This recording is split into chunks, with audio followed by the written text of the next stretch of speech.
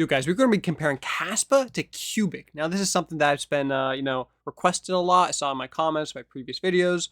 You wanted to have this in the next episode of the Battle of Blockchain. So that's what we're going to do. We're going to be comparing these two and breaking it down, what I think about QUBIC and how it relates to KASPA. So QUBIC is all about AI. Okay, they're trying to make like proof of work more useful by putting it to AI tasks. So let's break down how QUBIC works and its consensus mechanism. So QUBIC has 676 computers. 676, all right? Now, these work essentially as validators. Okay, yes, you're using proof of work, but its consensus mechanism still is more, it's basically the proof of stake consensus using Byzantine fault tolerance, where these computers or computers need to be in 66% in agreement for the system for the network to run, for the transactions to go through and everything like that. And it has these nodes, these AI these nodes that are basically the AI miners. Okay, so they're basically trying to optimize the neural network, run the AI task at hand. But the problem comes, so I mean, this looks fine and all at first glance. It's like basically a proof of stake trying to use AI and proof of work at the same time, but still, has the inherent drawbacks of proof of stake consensus. But that's not even the worst of it. So the worst of it is it has an arbitrator. Okay, now this is a single entity. It is voted by the nodes. So all the nodes can make this vote. And it's essentially electing a president, or if you will, a dictator. In its own way. So let me explain a little more. And that's basically where these red flags, a lot of them are based on. So because it's elected by these nodes can essentially run a Sybil attack. So anyone could run a node. Because anyone could run a node, there can be bad actors in the group that purposely are there to put in a vote for a arbitrator that may or may not be the right one. And you have enough votes, and then boom, you have an elected arbitrator. So every week, an arbitrator publishes a list of the 676 computers. So essentially, this arbitrator can elect these computers and decide if one of them is not pulling their weight. And again, these computers, it's like this proof of work that they're doing for the AI. What determines the difficulty of the work? What determines the accuracy, the efficiency? And these are questions that are very vague, but things that the computers need to agree on. But that's just how it works. And they're 66% in agreement. Then that's how the nodes, the miners, get paid, and the transactions go through. Now, this arbitrator is essentially, you could see it as like a president, but because the nodes can elect him, and these nodes don't have a identity, like it could be just anyone. It could be one person acting as like 500 nodes, and just purposely for the whole intent to elect him or herself as the arbitrator. And then boom, this arbitrator not only publishes the list of the computers every week, but the arbitrator defines the AI tasks and the parameters for the mining algorithm. So like that's a huge deal. So it's like basically has access to this code that it's like, trust me, bro, it's good. And yeah, these computers, they don't necessarily always have to trust the arbitrator, but I mean, majority of the time, you're gonna be given orders. You're going to want to, you're just gonna end up trusting it. Basically, like your friendly dictator. That's going to look good on the outside, but it's a very centralized system, And that's something Shy also really hammered down. Like, not only just the centralization risk factor of the arbitrator and how it gets elected and the power it has, because it's just not, it doesn't even stop there. The arbitrator has the power to resolve disputes. I mean, you can't get any more centralized than that. So this is the type of thing you want to run from, because it's not a decentralized system or network anymore at all. Like, if a dispute comes up, then it's completely centralized. Don't you worry. Like, and it's not just that, but it's not just dispute. It's like literally every single week, the single dictator chooses the computers who are essentially the validators who need to be in agreement. 66% in agreement, meaning it's Byzantine fault tolerance, like proof of stake. So if 34% are not in agreement, then it stalls the network, and that's a big problem for proof of stake. It's not as secure, not nearly secure as Nakamoto consensus with Bitcoin or with KASPA proof of work. So yeah, big drawbacks for Cubic already off the bat, and it doesn't even stop there. Like, the founder of Cubic is very, very disrespectful guy. Like, I mean, I don't like tying the founders of a project to the project itself, but quite actually, the founder of Cubic runs and owns all this data, all this code base that is not even released to the public. Like, bruh, you can't. I mean, you can't get more centralized than Cubic. Gonna be honest here. Um, the white paper just not even public. That's what Shai's been writing about here. White paper not public. He's trying to get answers. He's trying to research the code base. Can't even get the code base. It's not even public. Nothing is public. It just, like, trust me, bro. Once again, so, like, Cubic again with the arbitrator. They have a hash function, but Shai goes into all these questions regarding that hash function. What are the grounds they believe it actually has properties of hash function? It's the overhead. So because of the overhead, is it actually useful if the overhead accounts for 99% of the computational work? And, it's just all these really actual good questions from an actually, like, well-versed, legendary developer who really knows his stuff.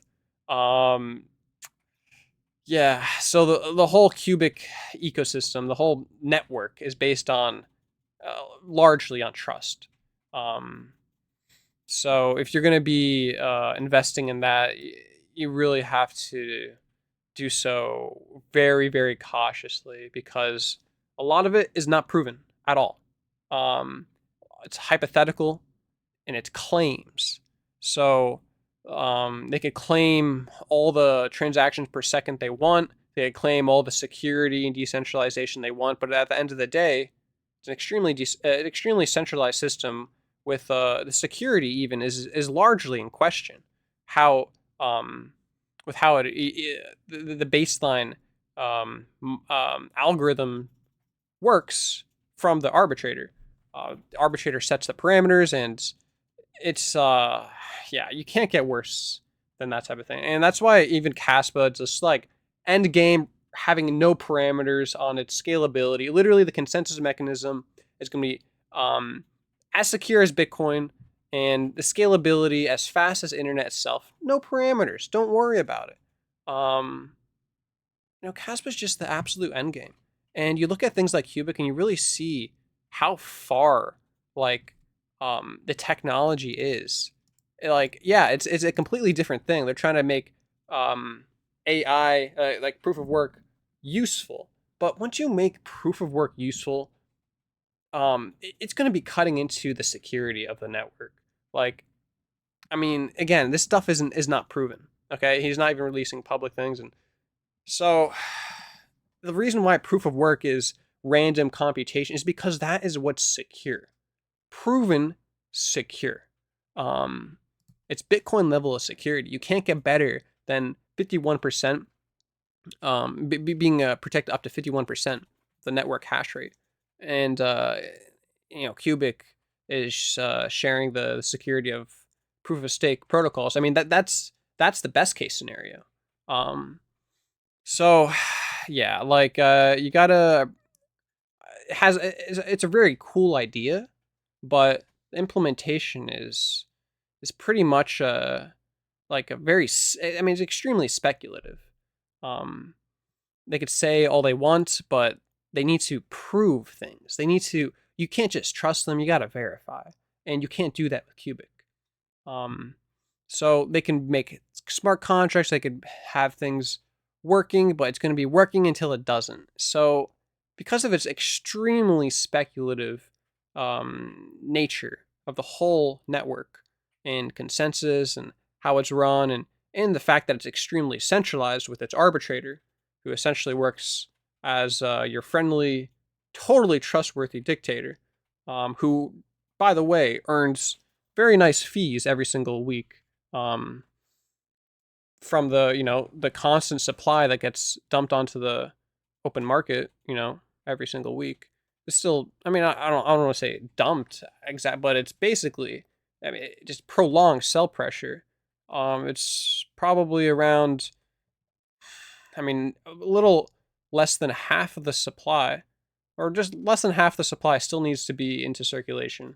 So that's going to be enormous sell pressure. So as they're going to be, they can be working on the technology, but just keep in mind that the sell pressure is not going to go away. So you might be able to see a nice pump and then a nice slow dump, steady, nice slow and steady dump, because this comes from the mining rewards and from the arbitrator and computor.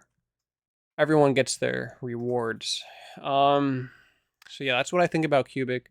With its 676 computers. I don't know if it's computers or computers, but it's spelled with an O. So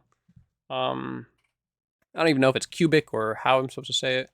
But it's like, and not it's not only that, but the founder is so so disrespectful and it's just a terrible character, awful. Um, so Shai was really putting him in his place. Just the fact that he kept on throwing shots at KASPA, saying, you know, and saying completely false statements, like, "Oh, I saved KASPA from the start. Like I because of me they fixed things in KASPA and all these things that just weren't true at all. Just like disclosing a vulnerability in your work, history of lying and taking credit for work he didn't do. Like, and you look at the response, like just the comments he says. This cubic founder guy, CFB. You look at the comments he says on X. It's like, oh my gosh, now we short Caspa. Like he was saying like stuff. All right, let's short Caspa and take the profits into Cubic or some crazy stuff. Like, and that's not even the worst of it. He said it really, like, it's just, you really wonder. And it's not only that, but he has a history of failed projects that whenever he's helped projects, he's just completely ran them to the ground. Um, looking at uh, IOTA, NXT, and Jin, and he destroyed NXT and Jin apparently, and IOTA managed to fire him, and they survived. But IOTA has all these problems too. I mean, all these problems that even Cubic has is nothing new. It's like this early,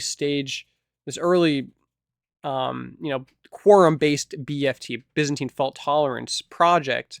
That's nothing new to crypto, and it's been around in the early days, similar to IOTA. It's all bad. It's generically broken. Um, well, potentially broken, but it's very generic and it's got its problems. It's like Cadena claiming the 480,000 TPS, like all these claims, but at the end of the day, you have to look at what's proven. Read the research papers, read the math, look at GhostDAG, for example, look at Dagnite, and once you look at that math and you really see, and if you could understand, I mean, it's very complex, especially GhostDAG, but I recommend you watching the breakdown of GhostDAG on Shai explained it on YouTube, one of his older videos from probably a year or two ago. It's just an incredible breakdown, very like mathematical, very down to the details. But it's an incredible breakdown. And Shai is also working on a book, so I highly recommend looking at that. Reading through that when it's released. He's releasing chapters here and there. Yep. So CFB even responded to him, and just the responses were even more alarming than. It just brought even further like red flags.